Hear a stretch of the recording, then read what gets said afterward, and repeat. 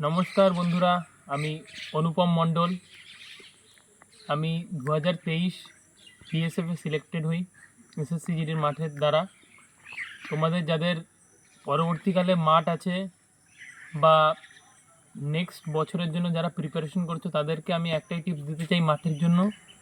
প্রথমত, তোমরা মাঠের কোনো বিষয়কেই মাথায় নেবে না, মেন্টালি আমাদের প্রথমে জিততে হবে। যদি এটা করতে পারো, তুমি আধা গেম অলরেডি তুমি 50% পপুলেশনের থেকে তুমি এগিয়ে যাচ্ছ। দ্বিতীয়ত, লং স্টেপে দৌড়াবে, শ্বাস নর্মাল থাকবে। আর একদম শেষ কথা, মনে রাখবে চাকরিটা তোমাকে পেতেই হবে। একটা চাকরি তোমার এবং তোমার পরিবারের আপাত মস্তক পুরো পরিবর্তন করে দিতে পারে। সেই জন্য ঠাকুরের নাম মাথায় রাখবে, মা বাবাকে স্মরণ করবে, মা বাবাকে স্মরণ করে দৌড়াবে, জিত তোমারই হবে, এটা মনে রাখবে। নমস্কার।